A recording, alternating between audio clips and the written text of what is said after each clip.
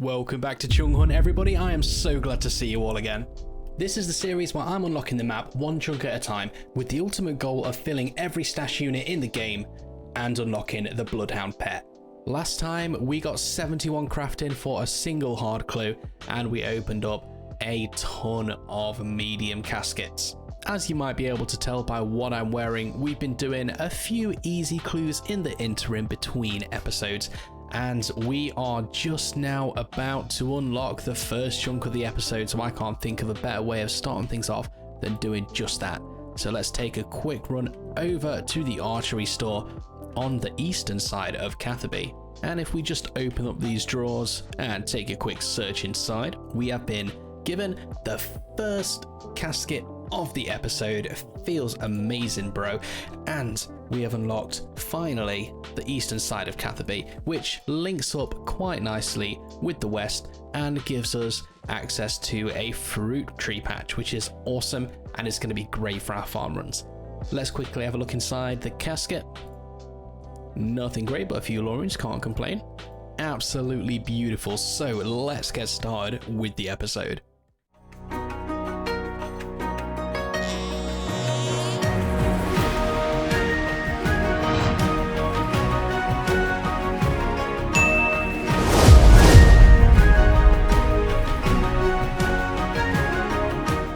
Okay guys, so welcome back. We're going to be getting things started off this episode with a grind that I've been looking forward to for quite some time. If you remember last time, we actually unlocked the chunk which includes the Warriors Guild, so I'm sure you know what that means. We're going to be going for a Dragon Defender. For those of you that don't know, you actually get the Dragon Defender by fighting Cyclopses, but you have to pay for time in the Cyclops room with Warriors Guild tokens. And the way that you get Warriors Guild tokens is by fighting reanimated suits of armor. So as you can see in my inventory, we have a mithril full helm and plate body. We just need to go ahead and grab ourselves a set of mithril plate legs, and we'll be grabbing those from Louis Legs. Well, here we are. We've arrived at the steps of the Warriors Guild. For the first time, let's open the door. Feels good, man. Feels so good. Oh, and that actually completed us a hard task in the Falador area. That's pretty nice. Pretty nice. So there's a bank in here, which is very nice and convenient because we can use that to restock our food. There's also a food seller in here called Lidio, who is able to sell us some pretty nice food. See these right here? Potato with cheese. These heal a significant amount of HP and they're really cheap. So they are going to be some of our best food, at least for a while. This is also a really easy way for us to access stews as well for when we start stew boosting, which is something that we're going to be thinking about quite soon as well. I'm not going to buy any of that stuff just yet though, because I still want to make use of all of the food that we've got right here. After all, it sure would be a waste if we didn't make use of all of that trout. So now that we're here and we're set up, we're going to head on over to these magical animators. There's two of them in this room. Doesn't really matter which one we use. And if we just animate with them, our mithril armor set is going to come back to life and just start attacking us. Literally, all we need to do is defeat it a few times. And there is the first kill of the day. So as you can see, we get the entire mithril armor set back. And on top of that, we also get some Warriors Guild tokens, 25 per kill. All right, there's 500 tokens. So that's going to be the last of those we're going to kill just for a little while, hopefully forever, if we get very lucky at the Cyclopses, but we may need to come back for a few more. So now that we've got all of the tokens that we need, we can head all the way up to the top floor. And if we have a little chat with Cam Freena over here, she's going to tell us a little bit about the defenders that her lovely baby Cyclopses drop. So the way that the defenders work from these guys is that you have to work your way up through the different metals. So you can only get a bronze defender drop at first, and once you receive that, you can then go and kill the same Cyclopses and they'll drop you an iron. And once you've got that, you'll get a steel, and so on and so forth, all the way up until rune. The drop rate is 1 out of 50 for every defender, so with the amount of tokens that I've got, I probably will need to go and get more at some point, but I'm just hoping that we get pretty lucky. And there's the bronze defender, the first of many defenders that we're going to be grabbing from these guys. And if you take a quick look at my Warriors Guild tokens, I may have underestimated the amount that we're going to need. So the cool thing about defenders, and the reason why I want to get the dragon one as an upgrade, as I'm sure you're probably aware, but for those who aren't, if we have a look at the stats, they provide us with attack bonus. So although we can't use them to defend ourselves, they will increase our DPS even from the lowest level with the bronze one over here. It's definitely worth getting this done. What? That's a second bronze defender. That shouldn't happen. We should be getting iron from now. What is going on here? Do I need to leave and come back? Hey, there we go. An iron defender. Finally. So it looks like we do actually need to leave the area and then come back in for it to work. Oh no, we don't have enough tokens to even go back in. Oh my god, we definitely underestimated the amount of tokens that we would need. So I'm gonna head back downstairs and grab maybe 1,000 more, and then we'll get back on to the defender hunting. I'm not going to show every single defender drop because it is just going to be kind of the same thing. So I will see you guys back with a Rune Defender.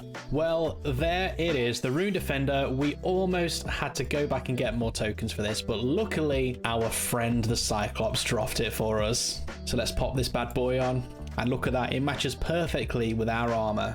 Okay, so we spent a little bit of time fighting a reanimated mithril body, and it's time for us to head downstairs to the basement of the Warriors Guild, where if we have a little chat to Lorelei, who has got Rory, who's obviously a Cyclops pet, but I don't think that's fair that we can't have a Cyclops pet. I think it would be a very nice pet, and I'd very much appreciate it, Jagex, if you could put it in the game and give one to me for free for suggesting it.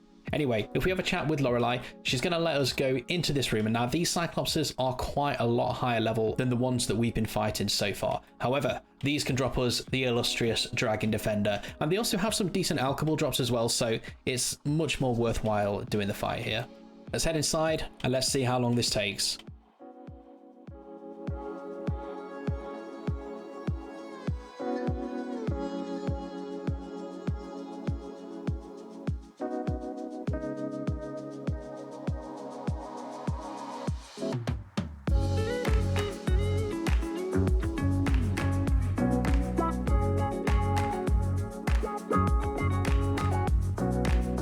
Well, we have 20 tokens left, and these guys have still, very rudely might I add, not dropped the Dragon Defender, so I thought I was a guest down here.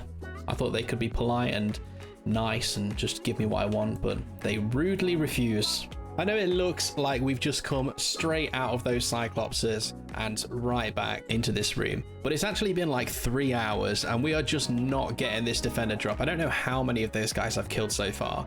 So I've been killing Cyclopses for just over 4.5 hours now in this one single sitting. This is definitely the driest I've ever gone on the Dragon Defender grind. Wow, look at that. The ultimate amount of XP in strength. So I've been guaranteed the drop on this kill by my Twitch chat. So let's see if they are a trustworthy chat. What? He didn't drop it. These Cyclopses are calling my Twitch chat liars. This will not stand. I'm going to have to start throwing some hands.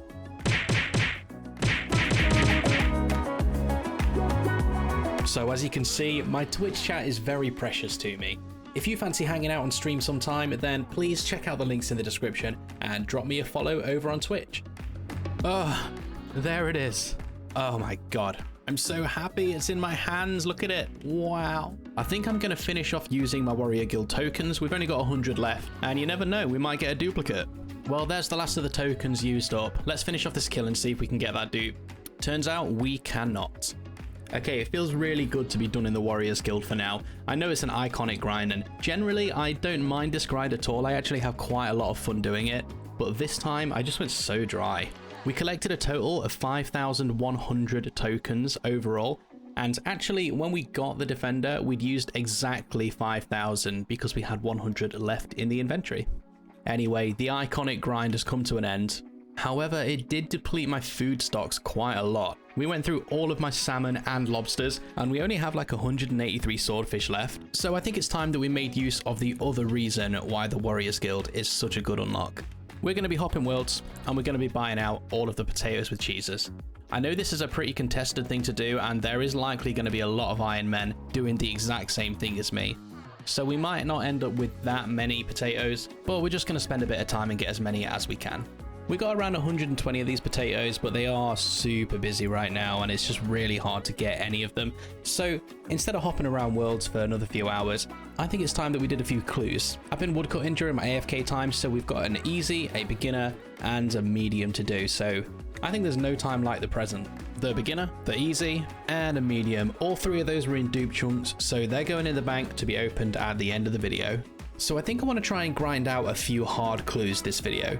In the last episode, we completed our first ever hard clue, and it was a pretty disappointing casket, to be honest. So I think it's time that we actually got a good number of hard clue completions under our belt. There's a lot of chunks that we can only unlock from hard clues, and there's a good chance that we're going to be able to complete a few more quests. So we're going to be heading back down to the Hellhounds to grab our clues. It's a rate of 1 out of 64, and even though we just went super dry for a 1 out of 50 drop, I'm feeling pretty confident about my odds. Alright, we've arrived into our trusty safe spot. Let's get ourselves comfy and see how long this takes. There we go, first hard clue of the video, and it was pretty much exactly on drop rate, so definitely feeling good about that one. Let's have a look. Level 32 Wilderness, Black Chin Chomper hunting area. I guess it's time to go and risk the hardcore status. Okay, boys and girls, it's time to head into the wilderness. A quick reminder that if we lose the hardcore status, it is not the end of the account. It will just be pretty disappointing. Okay, it's busy here with a lot of people hunting chins. Come on, quickly now, quickly now. Right, he's gone. Let's go. Move out. All right, we made it out alive, so that's always pretty nice. The next step requires us to go into the Abyssal Nexus where the Sire boss is. And it's pretty easy to get there, but we do need to complete the Enter the Abyss mini quest. We can do the majority of that quest in Varrock, which we've already got unlocked. So the only dark chunk we're going to need to go into is this one right here. Okay, so I was wrong, and this mini quest actually takes you quite a bit further than I initially thought it did. So we were forced to go into the dark chunk in Eastern Ardoin and use the wizard there to teleport into the Essence Mine, which has actually completed us an easy task in the Ardoin area, so that's pretty cool. I know there has been some people that were a little bit confused about how diaries are going to work in this sort of way. And since the beginning of the account, I've been considering diary task completions as not very important towards the game rules. So if we need to do a quest for a clue step, and as a part of that quest we unavoidably complete a diary task, then that is fair game. Hey, and there we go. I believe that is the completion of the mini quest, as we just got a little bit of runecrafting XP. And there it is in green. So let's go and get this step sorted. Now that we're in the Abyss, all we gotta do is make our way to the southern end of it, and we can enter this passage into the Abyssal Sire area. Now, we're definitely not going to be fighting Sire for a long time, if ever, because I can't think of anything that will provide us that we need for clues. I mean, the bludgeon would be nice at some point, but it's definitely not necessary. So let's just complete this step. Wonderful. And the next step is a drop. We need a Mystic Robe Top, which we have got no way of getting right now. A Rune Heraldic Shield, which again, we're only going to be able to get that from other hard or elite clues. Alas, we must drop this clue. Hey, there's level 61 range coming in. We can now wield rune crossbows. And as soon as we have access to iron or steel dragons, we're definitely going to be grinding one of those out. Lovely, there it is on the ground. Let's hope for a little bit better luck this time, eh? So the step that we're on right now requires us to speak to the fairy Godfather. Now he's located in the Zenaris throne room, but as you can see, he isn't here. So we are going to need to complete part of Fairy Tale Part 1 in order to actually get him to turn up and do this clue step. But before we can start that, we actually need to complete Nature Spirit. So it looks like it's time to do a little bit of questing. Well, there we go, Nature Spirit is complete. Let's get on with Fairy Tale Part 1. Right, so we've just finished speaking to all of the members of like the Advanced Gardening Crew, or whatever that organization is called. And according to the wiki, this is the point where the fairy Godfather will appear in Zenaris. So if we head over there now and just grab our clue out of the bank. There he is, fairy Godfather. I'll take a new clue from you if you do not mind. Fantastic. And step 2, panic in the wilderness volcano. Any headbands, any crochet. Now I know we've got at least one headband. Have I got any crochets in the bank? Let's go and find out. Let's just have a quick search. Ah. Well, it's a drop once again. Say it with me, boys and girls. Sing along if you know the words. Never lucky. Never lucky. Never lucky, never lucky. Well, lucky us. Looks like we've got time for one more before bed. And obviously the first step is going to be a dangerous one for us. So it's Cecilia in Falador Park, but the song that we need is actually Scorpia Dancers. And in order to unlock that song, we're going to have to go to the very, very deepest of wilderness and go into Scorpia's cave. All right, D-hide for magic protection. Let's just see how we do. Okay, so far so good. Let's just hope that there's no PKers nearby. Okay, in we go and out we go. Oh no, we're poisoned. Okay, run. There's the song unlocked. Now, luckily, we didn't actually have to bring the clue scroll into the wilderness with us. So if we do die, we're going to obviously lose the hardcore status, but we are not going to lose the clue. Let's go, boys. We made it out. All right, Cecilia, once again, I'm here to quench your thirst for good music. And search the bookcase on the Sorcerer's Tower. We can do that. All right, we're back in the Sorcerer's Tower. We could potentially get the casket here. Let's see. Never mind. I would really like this chunk because if you have a look around here, you can see that there is a few magic trees, and those would be the first on the account that we have access to. Anyway, let's have a look at the next step. Demonic ruins in the wilderness. Okay, this is a dangerous clue. This has been a pretty dangerous one. Okay, so I think with my limited amount of teleports that I have, the best way for me to go would be from the Wildy teleport in Edgeville. Then we will just run all the way down here through this gate. And then when we get the casket or we get the next clue, we're going to hop over to a free-to-play world and run all the way south. And I think that's probably my best plan. Come on. Okay, cool. Oh my god, we got the casket. We've just unlocked the chunk, but we need to get out of here. We need to get out of here. Free-to-play world. Oh no, we're in combat. We gotta run. We gotta run, boys. Oh no, we're poisoned as well. Oh god. Shit. There's one over there. Okay, whew. Okay. We're now in free-to-play wilderness, which should be a little bit easier to deal with. And luckily we've got plenty of food to deal with this poison. Okay, we're in level 20 wilderness. Let's hop to a members world, and then we're going to really quickly teleport the hell out of here. All right, we made it out. We got a hard casket, which we are going to open because we also unlocked a new chunk. Now, I didn't unlock it while we were in the wilderness still because I just wanted to get out of there as quick as we could. But it is the demonic ruins chunk, which to be honest is not a very useful one. The only thing I can really think that we would use it for would be a teleport to deep wilderness with the Anakaral teleport, but that is going to be coming way down the line. We need ancients before we can do that. Anyway, let's open up the casket. That's actually so good. Oh my god. Magic short bow, first on the account. That's that's an absolutely huge range upgrade. Oh, that's really good. And a rune axe. Can't complain on the sharks, you know, nice spare rune pickaxe as well. You know, getting loot like that on any other account would be so disappointing. Man, it feels good to be wielding this. And when we go ahead and do a bit of wood cutting, we'll be able to get logs a little bit faster with this lovely little runey axe boy right there. Well, after a long day of clue hunting, there's nothing like settling in for a little bit of AFK wood cutting. By the way, guys, what do you think of this fashionscape? Give me a rating out of 10 in the comments and tell me what is your favourite fashionscape to wear while you're doing a bit of wood cutting. Good morning, everyone. It's the next day. We changed over to do a little bit of magic training and we've just hit level 55, which is awesome because we can now cast high alchemy. And after that grind on those cyclopses, we have got a good amount of alchs in the bank. Damn, so just a quick update. We have been here killing hellhounds for around 6 hours. We've killed a whole lot of them and not got a single hard clue since we came back here. So I guess the RNG is deciding to screw with us again. Let's hope that it doesn't last much longer. Holy shit. I just got Ring of Life out of that Tavali dungeon. I got poisoned by the spiders on the way over there and I thought I could just out-eat it. And then what happened is that I accidentally tried to safe spot a hellhound and my character got pulled over into a non-safe area. And because I've been AFKing, I've been watching JoJo on the side, I didn't even notice until I hit like 5 HP and got teleported away into Lumbridge. So thank God for the Ring of Life. My lord, I'm happy to see that on the floor right there. I've been at this all night, guys, all night. And it appears that this one is going to be a drop because it requires that we complete Swan Song. And unfortunately, we don't have the 100 quest points and we also don't have the fire making level or the fishing or cooking level to do the quest. So as we don't have the stats already when being presented with the clue step, we are not able to grind for them. So goodbye clue scroll. And hello, more hellhound grinding. All right, so if you take a look in my inventory, you'll see a hard clue scroll. And if we have a little look at the step on that hard clue scroll, you'll see that we need to go to a specific coordinate and have a little dig over there.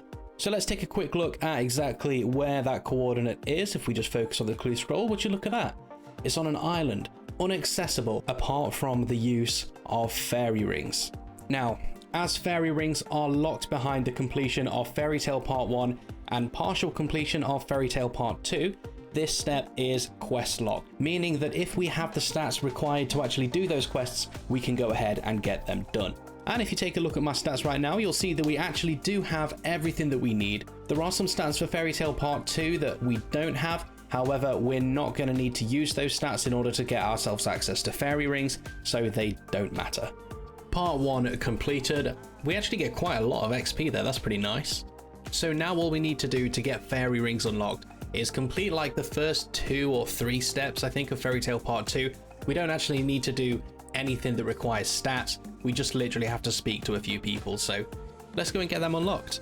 Okay, and we've just finished speaking to Fairy Fixit, which means we have unlocked fairy rings on our account, which is insane. It's actually a huge moment, it's iconic. This is going to make traveling around the game so much easier because there's just so many fairy rings all over the place. So with that done, it's time for us to get ourselves onto that island near Miscellanea. Alright, let's just take a quick dig over here. Definitely want to be praying first though. And goodbye, Mr. Saradomin Wizard. And unfortunately, step 4 on this one is going to be a drop, so goodbye. It's always disappointing to have to drop a clue, especially when we've gotten quite far through it. But even so, the benefits we're getting from these hard clues are insane for the account. Like, we may not have got a casket then, but we did unlock fairy rings, so I think that is probably worthwhile. Hey, and there is level 60 magic. Loads of spells unlocked there, and that is not too bad at all. And that brings me to something that I mentioned in the last video, and that was that I wasn't able to enter the Magic Guild in Yanil without the completion of the Hand in the Sand, but actually I was incorrect there. We can go in as long as we can hit level 66 magic. We only need the Hand in the Sand quest to access the rune shop in there, so as soon as we can get in there, we're going to be upgrading our magic gear by buying ourselves a set of Mystic. And there's level 45 prayer coming in just from scattering the vile ashes from these guys. They actually give 25 XP per scattering. So there's Mystic Might unlocked. Lovely. And look at that. There is level 63 magic. And that is quite an important level for us for 2 reasons. Firstly, it's brought us up to level 1200 total, which is awesome. Secondly, it means that we can now boost to enter the Wizards Guild. So we're going to go and do that now, and I'll tell you a little bit more about why that is so important for us in just a moment. Alright, so we've arrived in Yanil, so we're going to quickly take a quick sip of this Mind Bomb, which should boost us to 66 magic, and it has, and we can enter the guild, which is a nice, lovely, hard task in the Ardoin area as well, no complaints there. So we're going to head upstairs and buy ourselves a set of Mystic Robes, which is lovely. There we go. So that's actually a load of different clue items unlocked and a massive magic gear upgrade too. Feels good, we're looking good, we're an absolute powerful wizard now. No one's going to mess with Wizard McClue. So the reason why doing this was so important though, is that we've got a little clue scroll right here. And if we have a look at the step, jump for joy in the Tazar sword shop. And one of the items that we need to wear is blue mystic gloves. So this means that we have all the items required to complete this clue. Now the issue that we have is that this is only step 1. We haven't done any steps on this clue. And unlocking the fight pits for a fire cape and obsidian armor and onyxes is something that I would really like, and I am pretty desperate to get this step. So we're going to be partaking in the ancient art of clue juggling. Well, I know we've spent quite a lot of time at Valador in the past, and I definitely do want to go and grind clues out of different NPCs soon. But because we're going to be juggling, I think it's definitely going to be beneficial for us to stay here, just because there's so many guards in such a small area. So let's drop the clue on the floor. We've got our little pie chart right here, which is going to start our countdown timer, and we are going to start hunting for more medium clues. Well, there we go. We've got the 2 medium clue scrolls on the ground. The first one is just over here. We know we can do this. Let's just check this step and see if it can be done. Let's see. south of the Slayer Tower, we can do that. It's going to be a lot of running around and a lot of juggling, but let's get to it. So now that we've got these 2 clue scrolls, we basically just need to juggle them all the way across the game. I did this in a previous episode, so as you can see, we just take one, drop it, run back, pick up the other one, and then just slowly kind of step our way across the game like that. Once we get to Mauritania and finish this first step, we're hopefully going to be able to do 4 steps on this second medium that we got, and then we'll go ahead and complete the 5th step with our initial disaster step. So I hope that makes sense. Okay, we're juggling medium clues in Mauritania. That reminds me of something. Okay, so I made a bit of a mistake here. Now, I haven't made any mistakes with actual how to juggle the clues. I made a mistake in what I thought this step was. I thought that south of the Slayer Tower was going to force me to dig in this chunk, which I've already got unlocked, but actually it's going to bring us into the Slayer Tower. Now that leaves us with a bit of a conundrum here, because we've got a step to unlock the Slayer Tower, which I've been locked out of Slayer because of this step for like 5 episodes now, maybe 6. And Slayer's a pretty important skill, as I'm sure you very well know. So we pretty much have 3 choices now. Choice 1 is we complete this clue like we were going to, just move on and go and unlock the Fire Cape step. Choice number 2 is to get rid of the Fire Cape step and then come back and complete this one to unlock Slayer again. Choice number 3 is to go back to Falador and get a 3rd clue and juggle 3 so that we can get both steps. I think we're going to need to get the Slayer Tower.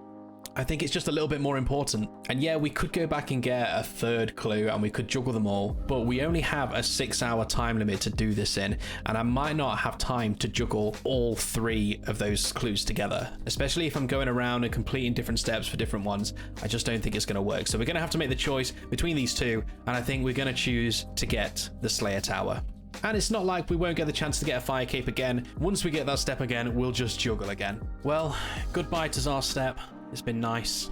We're on our way to the Jewel Arena now, and this is going to be the 3rd step of the clue scrolls. So there is actually now a chance that we could complete the clue. And if that happens, then we're just going to have to go back and get another one to continue juggling with. I don't want to risk not getting the Slayer Tower, so we're only going to be getting it if we get it on a step 5. We've got to pray that we don't get the casket here. We do not want the casket here, because the thing is, it's not even in a chunk that we would unlock. So let's hope that we don't get it. Come on, Jera. God damn it, guys. God damn it. Well, okay. That was pretty unfortunate. We got on the 3rd step, which is very, very unlikely to have happened. So I guess there's nothing else we can do but commit genocide against these guards. Well, we got our 2nd juggleable clue. Let's have a look at it and see what step it's going to be. Not a bad one at all, not a bad one at all. Okay, we're back on step 3. This time, let's hope for a little bit of better RNG, and let's not get the casket here. Okay, we didn't get the casket there. Cecilia was kind enough to hand us a 4th step. So let's quickly check these. We have completed 3 steps on this medium clue scroll. The next one is going to take us into Ardoin, I believe. Come on, no casket, no casket, no casket. Ah, this is very disappointing. We got to start again. We got so close. We got so close. And once again, it's not even a new chunk, not even anything useful to us at all. So the casket goes into the bank. Well, it's time for attempt number 3. Let's hope that this is going to be the one, because every single time we have to try and get another clue and juggle it, it takes like an hour and a half. So let's just hope for the best. Oh, and you know what? The worst part about this is I can't even do this clue step. South of Slayer Tower, drop on the floor. Let's kill some guards. Wow. Okay, so this has been a long time coming. We are around 800 guards without a 2nd clue scroll drop. That's like, I don't know, 6 or 7 times the drop rate, and it's taken me hours to get this. So I'm really hoping that we can get this done now. Step 3, we could get the casket here. After going so dry on this clue, I really hope that we don't get it here. Come on. Cecilia, please be kind, please. Okay, cool. Another clue.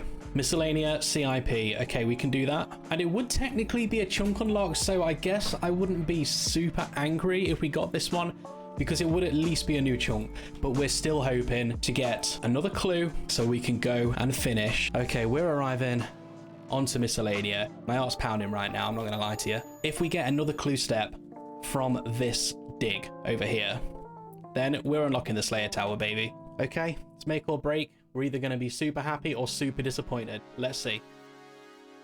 Yes, we're unlocking the Slayer Tower. Oh, I'm so happy. I'm so happy. Let's go and get it done. If we check this clue scroll right here with the step to dig south of the Slayer Tower, we will see 4 out of 5 steps completed. I don't even care what's on that medium clue over there. We don't need it. We're just going to drop it on the floor and we're going to go straight to the Slayer Tower right now. Well, we're back in Mauritania once again after such a long grind for this clue. It's really made me appreciate how much effort clue juggling really is.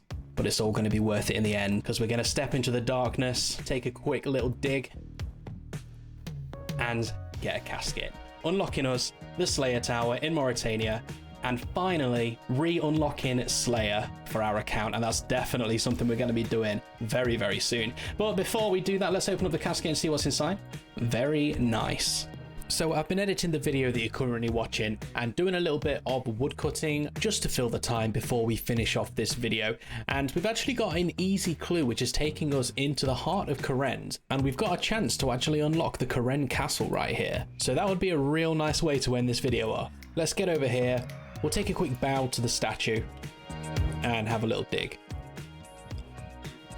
Oh my god, guys. Oh my lord, what a way to end the video. First we get the Slayer Tower, and now we have unlocked the Kourend castle. Now with the Kourend castle comes the entirety of the Kourend catacombs. And we're finally going to be able to unlock that passage, which is going to link it to the Forthos dungeon, meaning that all we need to do to get back here in the future is just teleport to the Forthos dungeon, which we can already do. My god, this is absolutely huge. Let's take a quick look inside the casket. Okay. And we're going to finish off the episode by opening up our stored caskets in the Kourend castle bank. So we don't really have too many of them this video because we spent so much time hunting hard clues, which didn't really lead to very much, but we're going to be addressing that in the next video. And we did a lot of clue juggling, which also took a lot of time. So let's start out with the beginners, only 2 of them. Okay. We've got 4 easies. Oh, very, very nice. A holy blessing. Hey, look at that duplicate black play skirtine. Nice. Okay, and we've got 4 mediums as well. Let's take a look. Damn. Purple boater and a white headband. That's a double unique for us. Looking good. Ironworth camp teleports, real nice. We're not going to be able to use those for quite a while, but it's certainly good to have them. And there we go. So some absolutely huge progress has been made in this episode, some incredible unlocks as well, and I'm super excited for where the series is going to be going next. A lot of people have been asking me to do a chunk overview and show you all of the chunks that I've currently got unlocked so that you've got a good idea of what I can and can't do. Now, I think that this video is already getting on to be a little bit long as it is. So what I've done is I've left a link in the description to the clue chunk map. And if you follow that link, it'll take you to a map which has all of my current chunks unlocked, ready for you to view.